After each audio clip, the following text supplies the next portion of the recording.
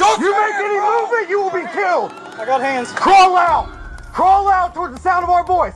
Somebody get less lethal. Somebody's got to back off one direction or the other. Place lethal. Go ahead. Hold on. Crawl out towards us. You're going to have to move it with me. Ready? Yep.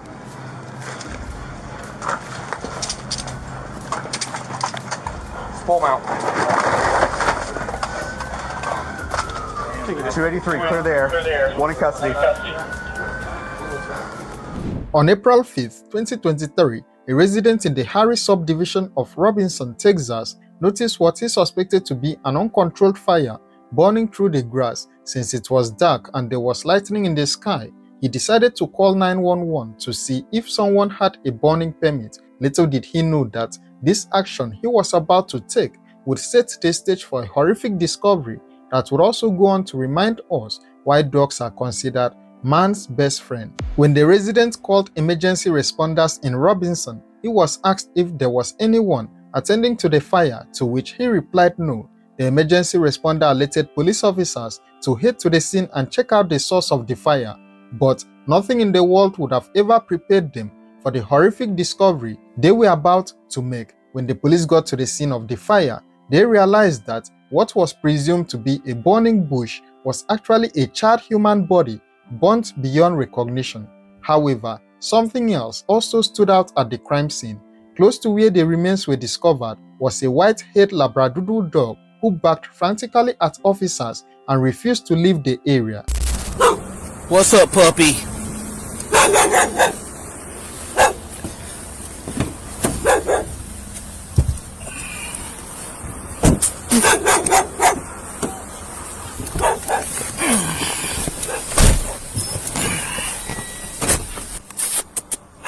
Come here. What's up, doggy? You sure are hanging around here. Is that your person over there?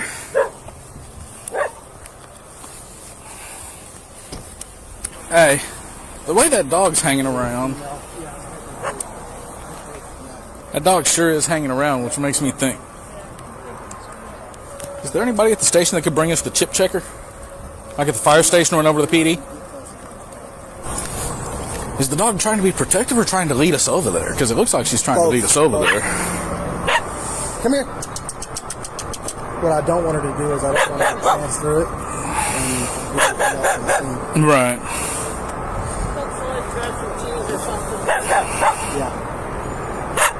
It's okay. She's freaking out. The dog also resisted officers' attempts to capture it and instead stayed close to the body. It kept barking and also circling the crime scene as though it was protecting it. This made the officers wonder if the dog was just being overprotective or if it was trying to lead them to something. After their failed attempts to capture it, the detectives left the dog to focus on securing the scene. Little did they know that the white-haired Labradoodle dog they met at the scene that night would turn out to be the most important key to solving the case. The next morning, a resident in the area found the same dog sitting at the crime scene. The resident called Animal Control, who then made their way to the scene. They were able to capture the dog and also scan the microchip attached to it. The microchip revealed that the dog was named Titan and that it belonged to a 26-year-old female native of Idaho named Mandy Rose Reynolds. This discovery marked the beginning of a multi-state investigation that would unravel a deeply disturbing crime. After Mandy was identified as the dog's owner, the police contacted her number as part of their investigation to determine the burnt victim's identity. However, an unknown man answered the phone, claiming to be Mandy. The person who answered the phone did not provide the police with a satisfactory response, which made the police officer suspicious. Robinson police then learned that Mandy Reynolds lived in a place called San Marcos, which was still within Texas. San Marcos police were contacted and officers were sent to conduct a wellness check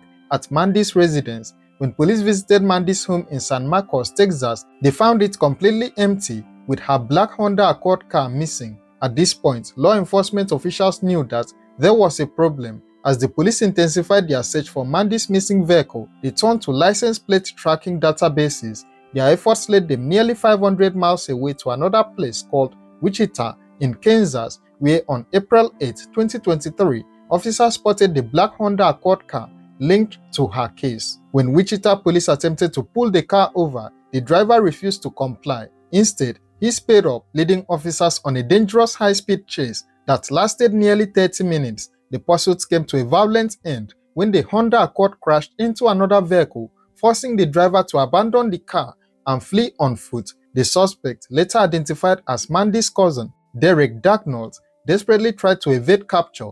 He ran straight into a nearby grocery store, weaving through the aisles before finally hiding behind a shelf stacked with canned goods. But his attempt to hide was useless as officers tracked him down and placed him under arrest. You make any movement, you will be killed! I got hands. Crawl out! Crawl out towards the sound of our voice! Can somebody get less lethal? Somebody's got to back off one direction or the other. Place lethal. Go ahead. Crawl out towards us! You're gonna have to move up with me. Ready? Yep. Pull them out. 283, clear the air. One in custody. Hey, brother, what'd you take? What'd you take? Did you take something? Bills? He might have taken something. Alright, so we get him outside.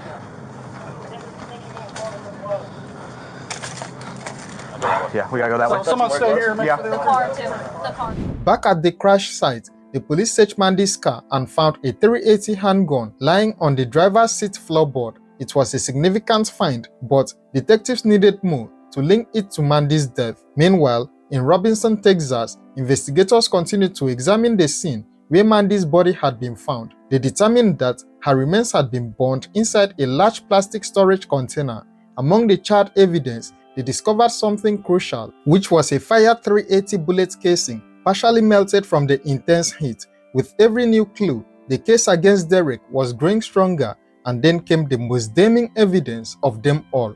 Surveillance footage from a Walmart in San Marcos, recorded on the morning of April 4th, showed Derek casually walking through the aisles, picking up a large plastic storage container identical to the one used in the crime. But he wasn't done. He also purchased a shovel and a petrol can. The final shot from the footage captured Derek leaving the store, Reynolds' black Honda Accord car parked outside, and Titan, the loyal Labradoodle dog, sticking his head out of the window. When the medical examiner formally identified the body as Mandy's using dental records, the final pieces of the puzzle fell into place. Her cause of death was confirmed, and it was said to be a gunshot wound to the head. A single .380 bullet had been recovered from her remains, and when forensic analysts tested it against the bullet casing found at the crime scene, they confirmed what detectives had already suspected. The bullet had been fired from the handgun found in Derek's possession. Further investigation revealed that the gun wasn't just any weapon, it belonged to Mandy's grandmother.